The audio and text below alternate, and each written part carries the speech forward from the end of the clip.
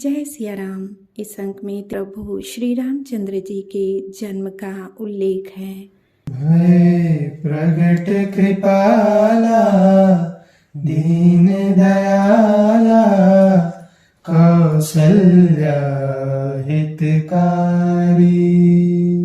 हर्षित महतारी मुनि मनहारी अद्भुत रूप विचारी।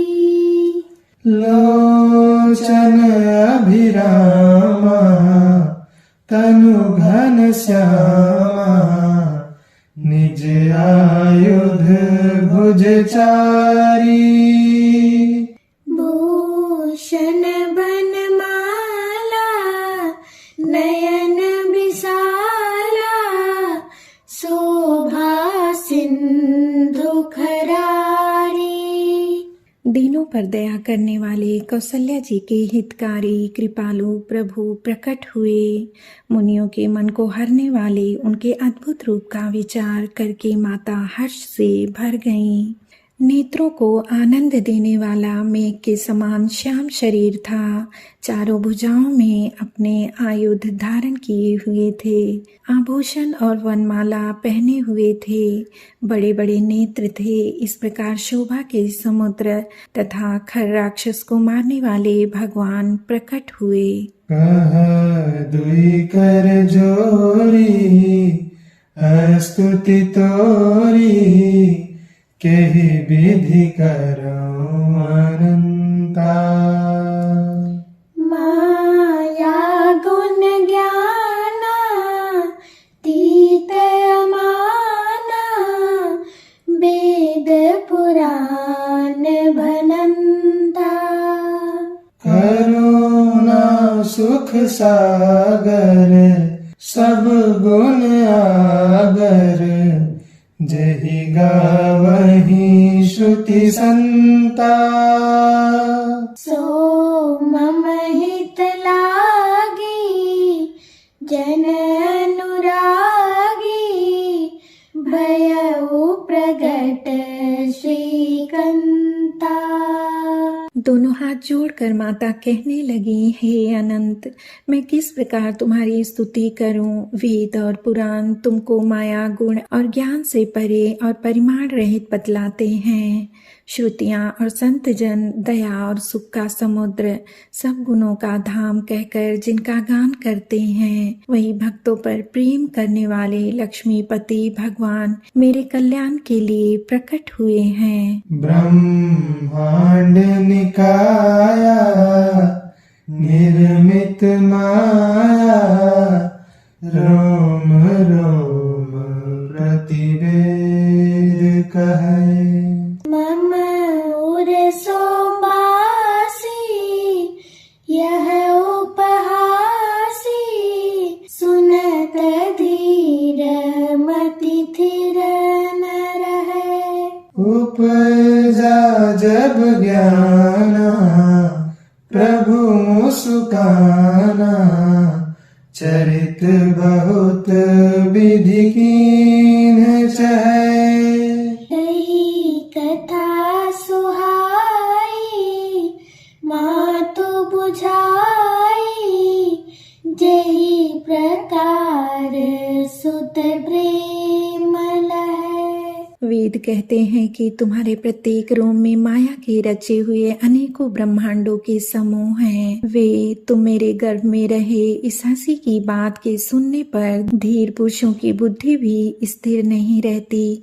जब माता को ज्ञान उत्पन्न हुआ तब प्रभु मुस्कुराए। वे बहुत प्रकार के चरित्र करना चाहते हैं, अतः उन्होंने सुंदर कथा कहकर माता को समझाया, जिससे उन्हें पुत्र का वात्सल्य प्राप्त हो, अर्थात भगवान के प्रति पुत्र भाव हो जाए। माता पुनि बोली सुमति डोली तजहु तात यह रूपा।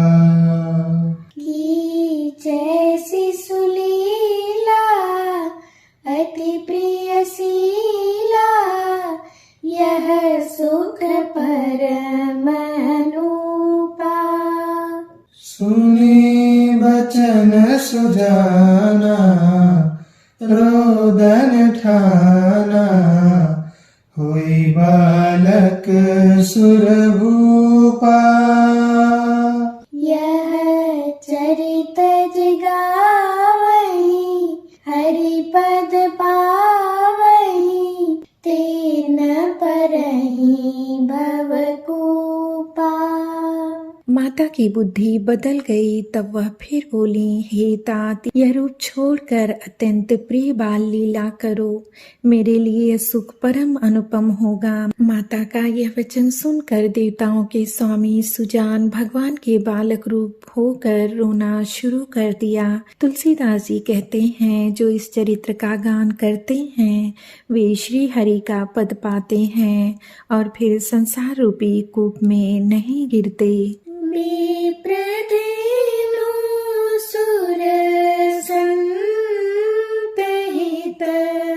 लीन मनुज अवतार, निज इच्छा निर्मित तनु, माया गुण को पार।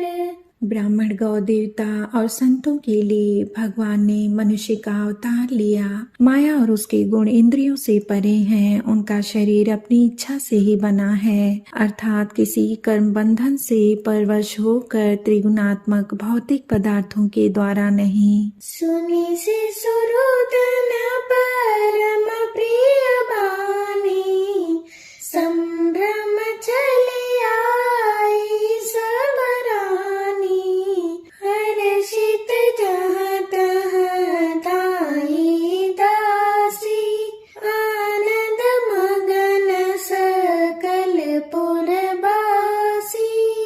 बच्चे के रोने की बहुत ही प्यारी ध्वनि सुनकर सब रानियां उतावली होकर दौड़ी चली आईं। दासियां हर्षित होकर जहां तहां दौड़ी। सारे पुरवासी आनंद में मग्न हो गए। दशरथ पुत्र जन्म सुनि काना, मानहु ब्रह्मानंद समाना, परम प्रेम मन पुलक शरीरा, चाहत उठन करत मति धीरा। राजा दशरथ जी पुत्र का जन्म कानों से सुनकर मानो ब्रह्मानंद में समा गए।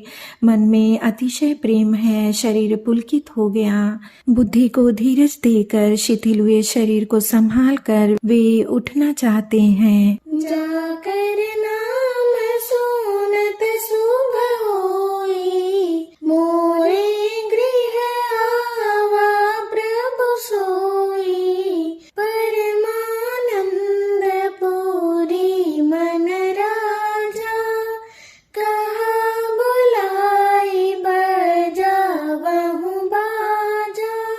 जिनका नाम सुनने से ही कल्याण होता है, वही प्रभु मेरे घर आए हैं। यह सोचकर राजा का मन परम आनंद से पूर्ण हो गया। उन्होंने बाजे वाले को बुलाकर कहा कि बाजा बजाओ। गुर वशिष्ठ कहाँ गयउ हकारा, आए द्विजन सहित नृप द्वारा, अनुपम बालक देखनि जाई, रूप राशि गुण कहि न सिराई। गुरु वशिष्ठ जी के पास बुलावा गया। वे ब्राह्मणों को साथ लिए राजद्वार पर आए। उन्होंने जाकर अनुपम बालक को देखा, जो रूप की राशि है और जिसके गुण कहने से समाप्त नहीं होते।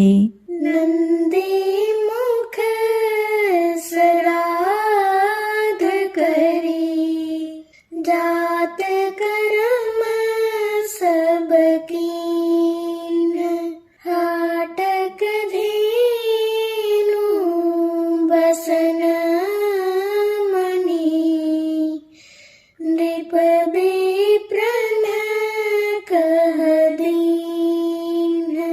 फिर राजा ने नांदीमुख श्राद्ध करके सब जात कर्म संस्कार आदि किए और ब्राह्मणों को सोना, गौ, वस्त्र और मणियों का दान दिया।